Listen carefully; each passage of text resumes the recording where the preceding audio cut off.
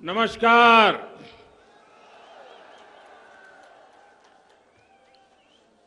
देवभूमि के देवतुल्य भाइयों और बहनों,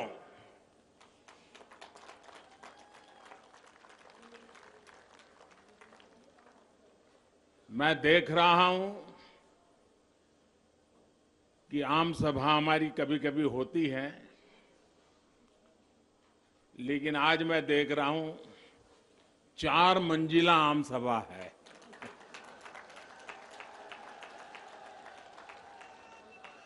शायद कोई कोना ऐसा नहीं है कि जहां अल्मोड़ा और इस पूरे क्षेत्र के भाई बहन हम सबको आशीर्वाद देने के लिए न आए हो। यह अद्भुत नजारा, मैं आपको फिर से एक बार प्रणाम करता हूं। कुमाऊं के साथ तो मेरी कितनी ही यादें जुड़ी हैं। मैं रामेश्वर महादेव और ग्वल देवता समेत इस पुण्य क्षेत्र में विराजमान सभी देवी देवताओं के चरणों में प्रणाम करता हूं। देवभूमि उत्तराखंड का मानस खंड में रूनी म्यराम बड़बियाजो दाद दीदी बहनी बोलिन का नमस्कार। मैं अल्मोड़ा, चंपावत, बागेश्वर और पिथौरागढ़ के सभी मतदाता साथियों का भी अभिनंदन करता हूं। साथियों, इस चुनाव के दौरान इलेक्शन कमीशन की कुछ मर्यादाओं के कारण मैं रूबरू जाकर के मतदाताओं के दर्शन नहीं कर पाया था, लेकिन जब इलेक्शन कमीशन ने कुछ रिलैक्सेशन घोषित किया तो कल पहली बार मुझे रूबरू में जाकर के मतदाताओं का दर्शन करने का सौभाग्य मिला। और मैं एक ही दिन में 3 राज्य उत्तराखंड, उत्तर प्रदेश और दूर गोवा तक दौरा करके फिर आज अल्मोड़ा आया हूं। और कल जो मैंने 3 राज्यों में जो माहौल देखा है, जो उत्साह देखा है, भाजपा के प्रति जो प्यार देखा है, ये अभूतपूर्व था, अभूतपूर्व।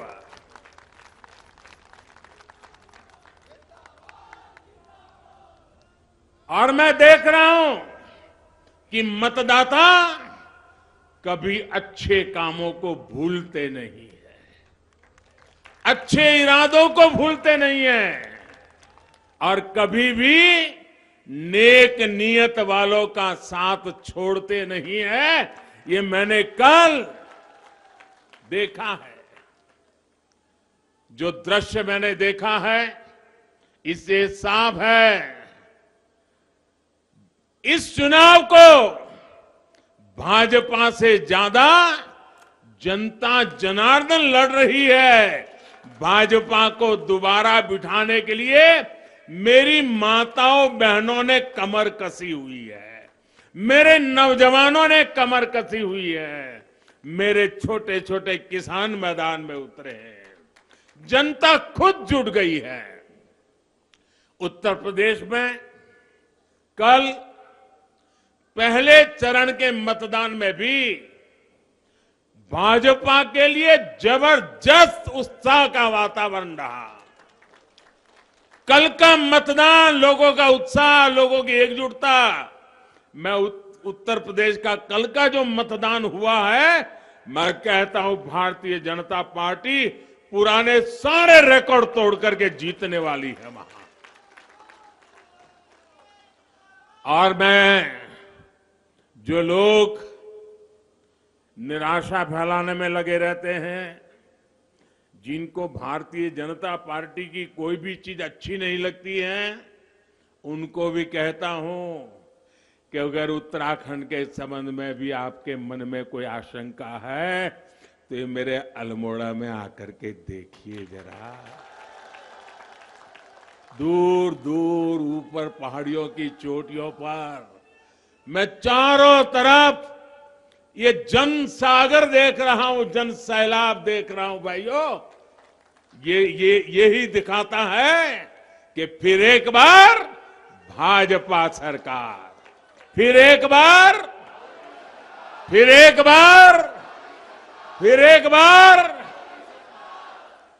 जिन लोगों को उत्तराखंड की जनता का निर्णय देखना हो, वो इस जन सैलाब को देखकर समझ सकते हैं। विपरीत मौसम में भी ये माहौल, विपरीत परिस्थितियों में भी ये माहौल, यही अपने आप में विजय का संदेश दे रहा है। उत्तराखंड के लोग ये बात जानते हैं कि भाजपा सरकार ही इस दशक को उत्तराखंड का उज्जवल दशक बना सकती है। इसलिए एक बार फिर डबल इंजन की सरकार उत्तराखंड में आना तय है। साथियों, भाजपा का संकल्प है, जितनी ऊंचाई हमारे पहाड़ों की है, उतनी ही ऊंचाई तक हमें उत्तराखंड के विकास को, उत्तराखंड की समृद्धि को भी लेके जाना है। पिछले 5 साल में डबल इंजन की सरकार पूरी ईमानदारी से, पूरी ताकत से, पूरे समर्पण भाव से, एक ही निष्ठा से आपकी सेवा में लगी हुई है। अब उत्तराखंड विकास के शिखर की तरफ बढ़ चला है। उत्तराखंड को एक नई पहचान मिल रही है। भारतीय जनता पार्टी ने भी अपना जो संकल्प पत्र जारी किया है, वो भी विकास की नई ऊर्जा से भरा हुआ है। साथियों, विकास तभी होता है जब बिना भेदभाव के काम किया जाए। इसलिए आज हमारी सरकार सबका साथ, सबका विकास, सबका विश्वास और सबका प्रयास, इस संकल्प को लेकर के काम कर रही है। लेकिन हमारा विरोध करने वाले, उनका फॉर्मूला क्या है, हमारे विरोधियों का इतिहास क्या है, हमारे विरोधियों के करतूत क्या है, हमारे विरोधियों के कारनामे क्या है, हमारे विरोधियों की भाषा क्या है, आपको बराबर याद है। और इसलिए मैं कहूंगा कि हमारे विरोधियों की फॉर्मूला इतनी है, सब में डालो फूट, सब में डालो फूट, मिलकर करो लूट। सब में डालो, मिलकर करो, सब में डालो, मिलकर करो। उत्तराखंड ही नहीं, पूरे देश में कांग्रेस की नीति रही है, सब में डालो, मिलकर करो। ये देश में जात, पात, मत, मजहब, भाषा, राज्य के नाम पर फूट डालते हैं और राज्यों में जाकर के इलाकों में, क्षेत्रों में फूट डालते हैं। पहाड़ी है, तराई है, इस इलाके के हैं, उस इलाके हैं। उत्तराखंड से ज्यादा इस साजिश का शिकार और कौन हुआ होगा? इन्होंने हमेशा कुमाऊं और गढ़वाल की लड़ाई करवाने की कोशिश की ताकि ये दोनों जगह को लूट सके, जबकि डबल इंजन की सरकार ने दोनों जगह के लिए डबल काम करने की कोशिश की है।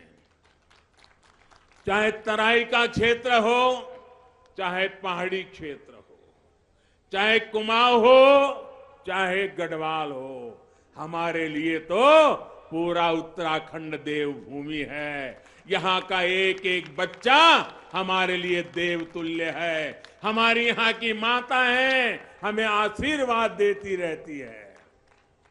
हमने केदारखंड में केदारनाथ को विकास की नई ऊंचाई दी है, तो साथ ही मानस खंड के विकास के लिए भी अपनी पूरी ताकत झोंक दी है। अगले 5 सालों में, ये मैं जो कह रहा हूं ना, उत्तराखंड का दशक है ये, मौका जाने मत दीजिए। अगले 5 साल में मानस खंड टूरिज्म सर्किट डबल इंजन सरकार की बड़ी प्राथमिकता रहने वाला है। अभी कुछ समय पहले ही मुझे हल्द्वानी में कुमाऊं के लिए 17,000 करोड़ रुपए से ज्यादा के विकास कार्यों के शिलान्यास और लोकार्पण का सौभाग्य मिला था। 17,000 करोड़ रुपए। और ये सिर्फ घोषणा नहीं, जमीन पर उतारने वाली बात मैं बता रहा हूं। ये विकास कार्य पूरे कुमाऊं क्षेत्र के लिए पर्यटन और रोजगार की असीम संभावनाएं लेकर आएंगे। 4 धाम ऑल वेदर रोड प्रोजेक्ट का लाभ टनकपुर पिथौरागढ़ सेक्शन से भी मिलने वाला है। साथियों, आज उत्तराखंड में आपसे वो लोग वोट मांगने आ रहे हैं जिन्होंने कभी उत्तराखंड के सामर्थ्य पर विश्वास नहीं किया। भारत में हमने दुनिया का सबसे बड़ा वैक्सीनेशन प्रोग्राम शुरू किया। पूरे देश ने देखा उत्तराखंड उन राज्यों में शामिल हुआ जिसने सबसे पहले 100% पहली डोज का रिकॉर्ड बनाया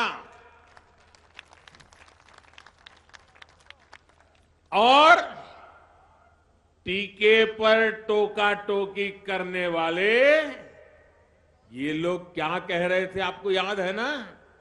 हम उत्तराखंड के दूर दूर पहाड़ों में रहने वाले लोगों की जिंदगी बचाने के लिए एक दिन रात और दिन एक कर रहे थे, जबकि हमारे विरोधी लोग क्या कहते थे, कैसी अफवाहें फैले थे, कैसी निराशा लेकर के घूम रहे थे। ये कहते थे कि पहाड़ों पर एक गांव तक वैक्सीन पहुंच ही नहीं सकती है, हर एक गांव तक पहुंच ही नहीं सकती। उत्तराखंड पर इतना अविश्वास है इन लोगों का, क्योंकि उन्होंने कभी इतना बड़ा काम किया ही नहीं है, वो सोच ही नहीं सकते। जबकि भाजपा सरकार उत्तराखंड के लोगों को कोरोना से बचाने के लिए दिन रात मेहनत करती रही। हमने हर एक गरीब तक वैक्सीन पहुंचाई, उसकी चिंता की। चाहे बर्फबारी हो, सामने नदी नाले हो, प्राकृतिक आपदा के घटनाएं हो, सब संकटों को पार करके, सब कठिनाइयों को पार करके हमारे परिश्रमी हेल्थ वर्कर्स गांव गांव तक पहुंचे, ज्यादा से ज्यादा लोगों का जीवन बचे, इसी लक्ष्य के साथ हमने काम किया। मैं हमारे युवा मुख्यमंत्री श्रीमान धामी जी को, उनकी पूरी सरकार को और उनके सभी कर्मचारियों को आज हृदय से बहुत बहुत अभिनंदन करने आया हूं, उनका धन्यवाद करने आया हूं। उन्होंने उत्तराखंड के नागरिकों की जान बचाने के लिए अपने जीवन की परवाह नहीं की, दूर दूर पहाड़ चढ़ करके भी उन्होंने वैक्सीनेशन का काम पूरा किया। यह छोटा काम नहीं है दोस्तों। पहले हमारे देश में एक एक वैक्सीन को लगाते लगाते 40-40 साल लग जाते थे। साथियों, यही लोग कहते थे कि पहाड़ों पर सड़कें बनाना आसान नहीं है, इसलिए यहां तो ऐसे ही चलना पड़ता है। लेकिन आज उत्तराखंड में चारों धामों को जोड़ने के लिए ऑल वेदर रोड का काम चल रहा है। जहां ये सड़क को मुश्किल बताते थे, वहां आज पहाड़ों पर रेल भी पहुंच रही है। ऋषिकेश कर्णप्रयाग परियोजना का काम तो चल ही रहा है। टनकपुर बागेश्वर रेल लाइन का सपना भी आने वाले समय में जरूर साकार होगा और हम ही पूरा करेंगे। इस परियोजना के बारे में सबसे पहले अंग्रेजों के समय में सोचा गया था। आप सोचिए, जब देश गुलाम था ना, तब इसकी चर्चा हुई थी, लेकिन अंग्रेजों ने भी कुछ नहीं किया, बातें की। कांग्रेस वालों ने भी कुछ नहीं किया, बातें की। लेकिन हमने तय किया है, इन सपनों को हम साकार करके रहेंगे। बस आपके आशीर्वाद चाहिए, उत्तराखंड के आशीर्वाद चाहिए। अब बीजेपी सरकार कुमाऊं क्षेत्र के लिए महत्वपूर्ण इस रेल परियोजना पर काम कर रही है। इसी तरह दिल्ली आने जाने के लिए अब देहरादून दिल्ली एक्सप्रेस वे बनने जा रहा है। इससे यात्रा का समय भी घटेगा और उत्तराखंड का विकास भी गति पकड़ेगा। ये उत्तराखंड की असली ताकत है और इसीलिए बड़े आत्मविश्वास के साथ कहता हूं, और मैं यहां के हर इलाके से परिचित हूं। इस भूमि के साथ मेरा विशेष नाता रहा है, ये आप सब जानते हैं। आपकी ताकत को मैं जानता हूं, आपके सामर्थ्य को मैं जानता हूं, आपकी नेक नीयत को जानता हूं, आपके भीतर रगों में जो ईमानदारी है ना, देशभक्ति है ना, उसको मैं भली भांति जानता हूं। और इसलिए मैं कहता हूं कि ये दशक उत्तराखंड का दशक है। साथियों, डबल इंजन की सरकार के लिए, मेरे लिए उत्तराखंड का विकास सर्वोच्च प्राथमिकताओं में से एक है। अभी आपने इस बार के बजट को देखा होगा, हमने उत्तराखंड को ही विशेष ध्यान में रखते हुए एक योजना बनाई है, पर्वतमाला परियोजना। हिंदुस्तान में पहली बार पर्वतमाला परियोजना की कल्पना आई है किसी को, और योजना बनकर के आज आपके सामने आया है। वरना उनको तो लगता था भाई पहाड़ों के वोट कहां होते, एक आध दो एमपी होते, छोड़ो यार क्या जरूरत है। यही किया उन्होंने। हम कितने एमपी हैं कितने एमपी नहीं हैं इसके आधार पर नहीं चलते हैं। हमें तो एक नागरिक भी होगा ना उसकी भी चिंता करना, इसको हम हमारा कर्तव्य बनाते हैं। इस योजना के तहत पहाड़ों पर आधुनिक कनेक्टिविटी और आधुनिक इंफ्रास्ट्रक्चर का विस्तार किया जाएगा। आधुनिक सड़कों और पुलों के साथ साथ आने जाने के लिए रोपवे भी बनाए जाएंगे। इसका लाभ उत्तराखंड के स्थानीय लोगों को तो होगा ही, साथ ही इससे देश की सुरक्षा में डटे सेना के हमारे जवानों को भी सुविधा बढ़ेगी। सीमा से सटे गांवों के विकास के लिए, ये सरहदी राज्य है, यहां का हर परिवार देश के लिए हिंदुस्तान में जिस कोने में जरूरत पड़े जा करके अपना पसीना बहा रहा है, अपना खून बहाता है, मातृभूमि के लिए जिंदगी लगा देता है। लेकिन उसके सीमावर्ती गांव जो हैं, सीमावर्ती तहसील है, सीमावर्ती जिले हैं, उसको अनदेखा किया गया। हमने योजना बनाई है और ये सिर्फ मैं घोषणा नहीं कर रहा हूं, इस बार के बजट में लोकसभा के अंदर इसकी दस्तावेज रखा गया है, बजट के अंदर कहा गया है और हमारे अजय टम्टा जी के सूचन और सलाह पर इस बात को हमने लागू किया है। हमने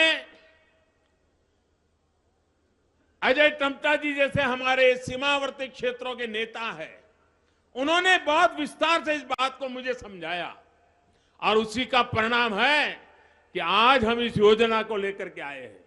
हमारे सभी इस सीमा पर रहने वाले, पर्वतीय क्षेत्रों में रहने वाले एमपी कितनी बारीकी से सोचते हैं, इसका यह उदाहरण है। इन सीमावर्ती गांवों के लिए हमने वाइब्रेंट विलेज ये योजना बनाई है। सीमा के आखिरी गांव तक रास्ते कैसे जाएं, सीमा के आखिरी गांव तक पानी कैसे पहुंचे, सीमा के आखिरी गांव तक बिजली कैसे पहुंचे, सीमा के आखिरी गांव तक ऑप्टिकल फाइबर नेटवर्क कैसे पहुंचे, वहां मोबाइल टावर कैसे चले, टीवी हमारा कैसे चले, ये सारी चीजें, और साथ साथ वहां रोजगार कैसे बढ़े। मैं पहले कहता था, हमने 70 साल तक देखा है पहाड़ का पानी और पहाड़ की जवानी पहाड़ को काम नहीं आती है, मुझे इसको उलट कर देना है। पहाड़ का पानी भी पहाड़ को काम आएगा, पहाड़ की जवानी भी पहाड़ को काम आएगी, उत्तराखंड का भला करेगी।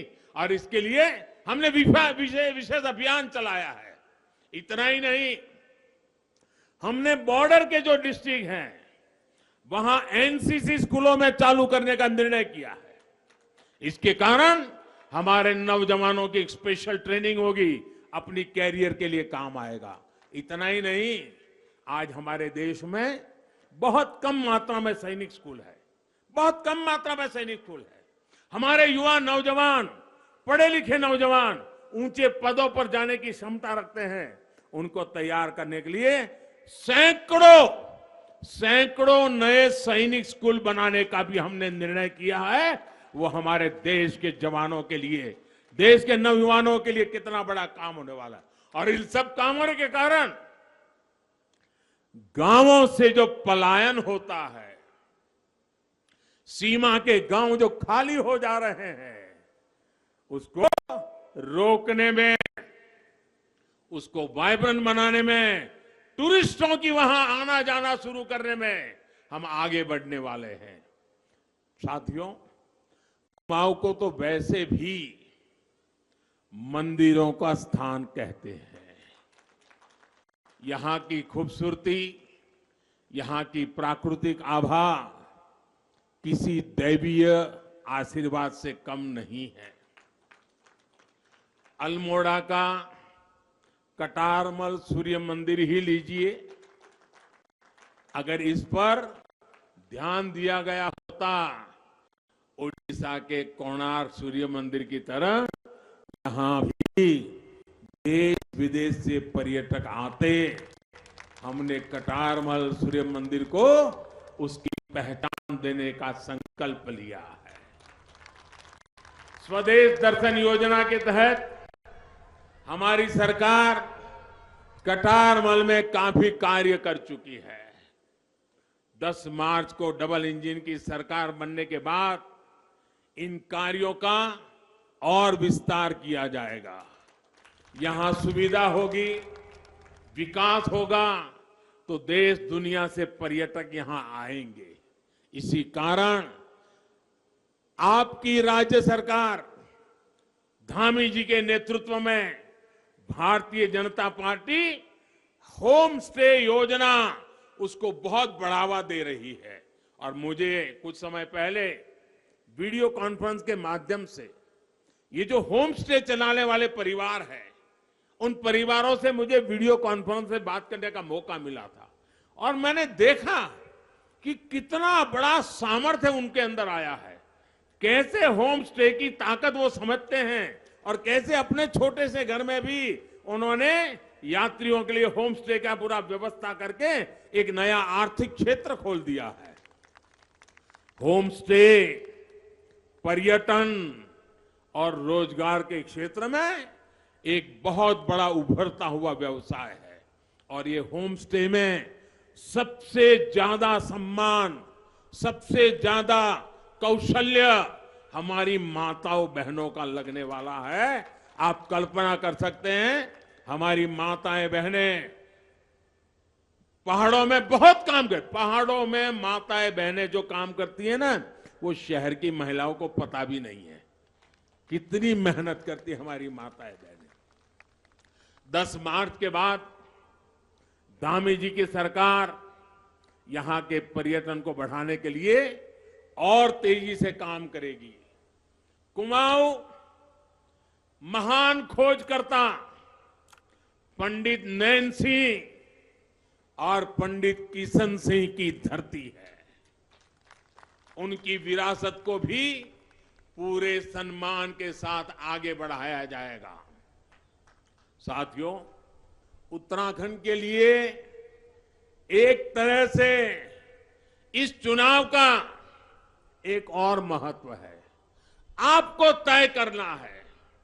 इतने सालों तक उत्तराखंड के नौजवानों में यही चर्चा होती थी, जाए तो कहां जाए, किस राज्य में जाएंगे तो वहां ठीक से बस पाएंगे, किस जगह पे जाएंगे तो कहीं रोजी रोटी मिल जाएगी। यानी 70 साल तक पुरानी सरकारों के जमाने में जब उत्तर प्रदेश का हिस्सा थे तब भी, अलग उत्तराखंड बना तब भी पलायन यही एक मुख्य मुद्दा रहा। पलायन पलायन पलायन। ये चुनाव पलायन को पलटने वाला, पर्यटन को बढ़ाने वाला चुनाव है जी। आपको तय करना है कि इस चुनाव में पर्यटन को बढ़ावा देने वाले लोग चाहिए कि पलायन को बढ़ावा देने वाले लोग चाहिए। उत्तर प्रदेश के लोग कहेंगे अब पलायन बंद होना चाहिए, पर्यटन होना चाहिए। अब जाएंगे नहीं, लोगों को बुलाएंगे, यहां का हमारा प्रकृति का दर्शन कराएंगे। एक तरफ पुष्कर सिंह धामी जी के युवा नेतृत्व वाली सरकार है जो पर्यटन, प्रगति, प्रकृति और रोजगार के लिए काम कर रही है। दूसरी ओर वो पुरानी मानसिकता है जिसने दशकों तक उत्तराखंड में पलायन के हालात पैदा किए। यहां पर्यावरण को नुकसान पहुंचता रहा। वो लोग पहाड़ों के संसाधनों का शोषण करते रहे। यहां गरीबों के पास रहने के लिए घर नहीं थे, पीने को पानी नहीं था, इलाज की सुविधा नहीं थी। मैं यहां आता था तो देखता था कि माता बहनों को सर पर बंठों में कितनी कितनी दूर पानी लाने जाना पड़ता था। मैं सही बोल रहा हूं ना माताएं? मैं सही बोल रहा हूं ना? बंठों को उठा उठा करके जाना पड़ता था, और साथ में हमारे छोटे बच्चे भी डब्बे या छोटे से कुप्पे में पानी ढोते थे। ये दिन मैंने देखे हैं। लेकिन कांग्रेस के लोगों को इसकी चिंता नहीं होती थी। उन्हें उत्तराखंड से ज्यादा चिंता दिल्ली के दरबार की रहती थी। काली कमाई होती रहे, दरबार में पहुंचती रही, और दरबार की कृपा आती रहे। और गरीब के साथ क्या होता था? उसे अपना गांव, अपना घर, अपने यार दोस्त, अपने रिश्तेदार, अपनी प्रकृति, अपना पहाड़, अपनी खुली जिंदगी, सब कुछ छोड़ करके झुग्गी झोपड़ी में शहरों में जाकर के 2 टूक रोटी के लिए जिंदगी खपानी पड़ती थी। भाजपा की सरकार आने के बाद पहली बार पूरी ताकत से स्थिति बदलने के लिए काम हुआ। उनके समय में पहाड़ के जलस्रोत सूखे थे, तो इसका ठिकरा ये प्रकृति पर फोड़ते थे। हम कुमाऊं की पाइपलाइन के रूप में जामरानी बांध का काम जल्द ही शुरू करने वाले हैं। हम जल जीवन मिशन के जरिए गांव गांव, घर घर पानी पहुंचा रहे हैं। उत्तराखंड में 8 लाख घरों को पानी का कनेक्शन दिया जा चुका है। 8 लाख घरों में नल से जल का काम हमने कर लिया है। इस बार के बजट में देश के गांव गांव पानी का कनेक्शन पहुंचाने के लिए मेरी माताएं बहनें, आप मुझे आशीर्वाद देते रहिए। 60,000 करोड़ रुपया हम खर्च करने वाले हैं, ताकि मेरी माताओं बहनों को पानी लाने के कष्ट से मुक्ति मिले, और नल चालू करे और घर में पानी आ जाए। माताएं बहनें, मैं आपके लिए काम करता। धामी की सरकार दोबारा बनने के बाद जल्द से जल्द उत्तराखंड के हर घर को नल से जल योजना से जोड़ दिया जाएगा। हमारी किसी भी मां बहन को पानी के लिए भटकना नहीं पड़ेगा। आपका मोदीदा, आपका मोदीदा आपको ये विश्वास दे रहा है।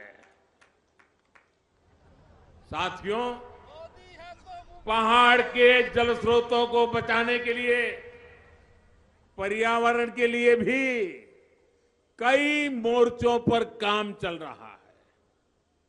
कितनी ही पंपिंग परियोजनाएं दशकों से लटकी पड़ी थी, जिन्हें 2017 के बाद हमारी राज्य सरकार ने धरातल पर उतारा।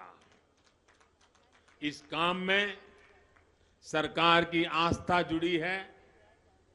उत्तराखंड में नदियों को बचाने के लिए बसंती देवी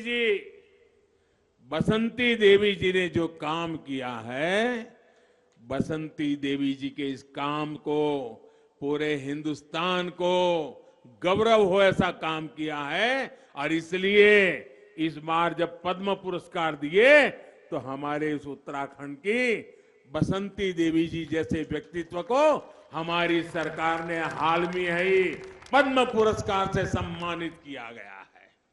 भाइयों बहनों, इस साल केंद्र सरकार ने 80 लाख नए पक्के घर बनाने का लक्ष्य भी तय किया है। उत्तराखंड में जिन गरीबों को पक्के घर मिलने रह गए हैं, हमारा काम चल रहा है। हजारों परिवारों को पक्के घर मिले हैं, लेकिन हमें अभी भी काम हमने बंद नहीं किया है। खोज खोज करके जिसको भी अभी पक्का घर नहीं मिला है, मुझे उसको भी पक्का घर देना है। और मैंने जो सपना है उस पूरा करने में मुझे धामी सरकार कंधे से कंधा मिलाकर के मदद कर रही है। गरीबों को पक्का घर देने के लिए उत्तराखंड की भाजपा की सरकार पूरी तरह मेरी इस योजना को सफल करने के लिए काम में लगी है। इसलिए मैं धामी सरकार का अभिनंदन करता हूं और मुझे खुशी है कि मैं उत्तराखंड के गरीबों को इस ठंड में गुजारा करने वाले मेरे गरीबों को पक्का घर देने का और उनके आशीर्वाद प्राप्त करने का मेरे नसीब हुआ है। भाइयों बहनों, पहले की सरकारों को कुछ भी करते थे तो बदले में क्या मांगते थे? कुछ न कुछ कटकी मांगते थे।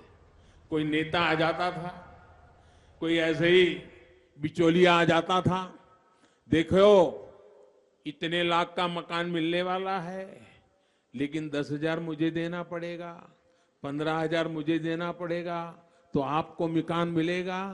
वो मकान के बदले में क्या मांगते थे? क्या मांगते थे? क्या मांगते थे? क्या मांगते थे? मैं भी मांग रहा हूं। क्या मांग रहा हूं? मुझे सिर्फ आशीर्वाद चाहिए। मुझे सिर्फ आशीर्वाद चाहिए। माताओं बहनों, मेरे गरीब भाइयों बहनों, मैं सिर्फ आपके आशीर्वाद के लिए काम कर रहा हूं। मेरे लिए आपके आशीर्वाद काफी है। मुझे उससे ज्यादा आपके आशीर्वाद से ऊपर कुछ नहीं चाहिए।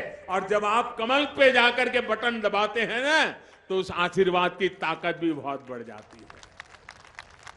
और आप तो देखिए, हमारे यहां देखिए, यहां कमल है, यहां कमल है और यहां ब्रह्म कमल है। कमल और ब्रह्म कमल का नाता देखो। और इसलिए डबल इंजन की सरकार गरीब का दर्द समझती है, उसकी दिक्कतों को दूर करने के लिए दिन रात काम कर रही है। कोरोना संकट के समय में हमारी सरकार ने प्रधानमंत्री गरीब कल्याण योजना के जरिए मुफ्त राशन की जिम्मेदारी भी निभाई है। क्योंकि शहरों से लोग फिर अपने गांव चले आए, चारों तरफ मुसीबतें खड़ी हो गई और मैं भले दिल्ली में बैठा था, लेकिन मेरा दिल इसी बात को पुकारता था कि इतने बड़ा कोरोना भले आया, 100 साल में ऐसी बीमारी नहीं आई, पूरी दुनिया में ऐसी बीमारी नहीं आई। लोगों की जिंदगी भी मुझे बचानी है और लेकिन ये भी देखना है कि गरीब के घर में भी चूल्हा जलता रहना चाहिए। कोई बच्चा भूखा न मरे, किसी मां को आंसू न बहाने पड़े, घर में खाने की दिक्कत न हो। और इसलिए 80 करोड़ लोगों को पिछले 1-1.5 साल से मुफ्त राशन पहुंचा करके गरीब के घर का चूल्हा मैंने जलता रखा है। माताएं बहनें जब अपने बच्चों को थाली में खाना परोसती है ना, तो मुझे भी आशीर्वाद परोसती हैं। इससे बड़ा मेरे जीवन का सौभाग्य क्या होता है। स्वास्थ्य के लिए भी आज उत्तराखंड में अभी अजय टम्टा जी बड़े विस्तार से बता रहे थे, मेडिकल कॉलेज से लेकर एम्स तक बनाए जा रहे हैं। पिथौरागढ़ में Babu Jagjivan Ram government medical college का उदाहरण आपके सामने है। हमारी सरकार ने अल्मोड़ा मेडिकल कॉलेज के इंफ्रास्ट्रक्चर में भी सुधार का काम किया है। राज्य में 5 नए डिग्री कॉलेजों का काम भी तेजी से आगे बढ़ रहा है। साथियों, प्रगति से लेकर पर्यटन तक विकास की इस यात्रा में अभी हमें बहुत आगे तक जाना है। हमारे सपने बड़े हैं, हमारे लक्ष्य बड़े हैं। इस पर हमें किसी भी हालत में वो पुराने वाली ब्रेक को वापस नहीं आने देना है। अगर वो आए तो समझ लीजिए ब्रेक लग गई। और क्योंकि मैंने देखा है ऋषिकेश कर्णप्रयाग रेल लाइन की बात दशकों पहले हुई, लेकिन 2014 तक इसको कोई पूछने वाला नहीं था।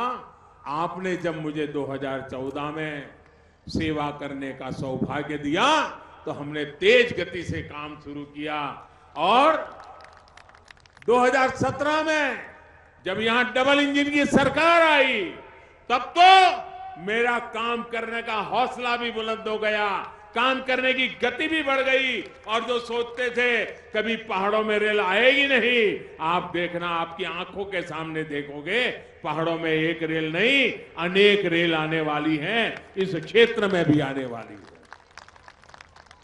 भाइयों बहनों, इस बार फिर लटकाने वाले लोग जनता को भटकाने के लिए फिर से बड़े बड़े वायदे कर रहे हैं, लेकिन बाबा नीम करौली के आशीर्वाद से उत्तराखंड के लोग इनकी सच्चाई समझते हैं। आप याद रखिए, इन्हें एक ही काम आता है, भ्रष्टाचार। बीजेपी की सरकार में ईमानदारी से विकास के काम हो रहे हैं। गरीबों के लिए चलने वाली योजनाओं का पैसा सीधे उनके खाते में जाता है। इनकी जेब नहीं भरेगी तो ये सड़क, बिजली, रेल का काम होने देंगे क्या? मुझे बताइए, काम चलने देंगे क्या? रोक देंगे कि नहीं रोक देंगे? आज जो काम चल रहे हैं, आपको लाभ हो रहा है, उस पर रोड़े अटकाएंगे कि नहीं अटकाएंगे? क्या आप आपका बुरा चाहेंगे क्या? क्या उत्तराखंड के लोग अपना बुरा चाहेंगे क्या? आप अपना भला चाहते हैं कि नहीं? तो बुरा करने वालों को आने देंगे क्या? तो भला करने वालों को काम दे करके, ज्यादा से ज्यादा वोट दे करके फिर एक बार धामी की सरकार बनानी है। मेरे भाइयों बहनों, बिना दलाली के ये गरीबों को घर, मकान, बिजली, पानी और किसान सम्मान निधि कभी भी नहीं पहुंचने देंगे। इनकी हिस्ट्री रही है, ये कभी ये काम नहीं होने देंगे। साथियों, ये लोग न उत्तराखंड की संस्कृति को जानते हैं, न यहां के पहाड़ों को। चुनाव में ये उत्तराखंडियत जो है ना, हमारी स्पिरिट ऑफ उत्तराखंड, इसकी बात तो कर रहे हैं, लेकिन इनकी पार्टी क्या कह रही है?